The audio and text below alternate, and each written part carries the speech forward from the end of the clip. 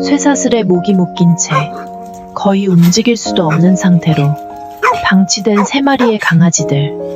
녹슨 사슬이 그들의 목을 파고들어 상처가 나 있었고 마실 물조차 제대로 없어 혀가 바짝 말라 있었습니다. 그 주변에는 구더기가 들끓는 썩은 음식물이 놓여 있었고 나리는 그마저도 거부한 채 숨만 겨우 쉬고 있었습니다. 나리의 호흡이 점점 더 고통스러워 보였습니다. 앙상한 갈비뼈가 호흡할 때마다 도드라지고 가끔씩 헐떡거림과 함께 괴로운 신음소리를 냈습니다. 더 이상 지체할 시간이 없었습니다. 즉시 나리를 캔넬에 넣어 가장 가까운 동물병원으로 달려갔습니다. 수의사 선생님의 표정이 굳어지는 순간 저희는 최악의 상황을 직감했습니다. 염증 수치가 정상의 20배가 넘습니다. 폐혈증이 이미 시작된 것 같아요. 지금 상태로는 선생님의 목소리가 떨렸습니다. 나리의 검사 결과는 충격적이었습니다. 빈혈 수치는 위험 수준을 훨씬 넘어섰고 진드기 매개질병 의심 진단도 받았습니다. 하지만 가장 심각한 건 심장사상충 검사 결과였습니다. 심장사상충 사기 말기 상태예요. 심장과 폐동맥에 사상충이 가득 차 있습니다.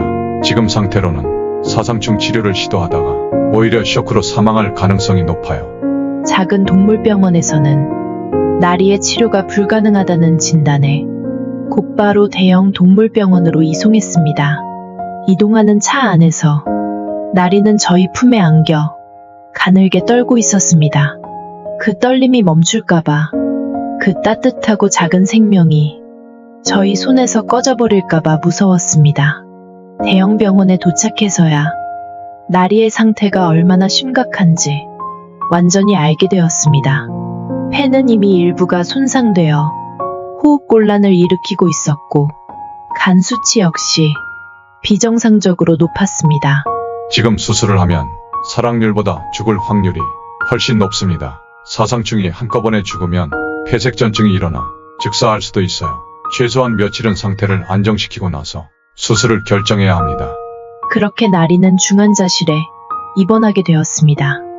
링거액과 항생제, 산소 공급, 할 수 있는 모든 처치를 받으면서도 나리의 상태는 오락가락했습니다.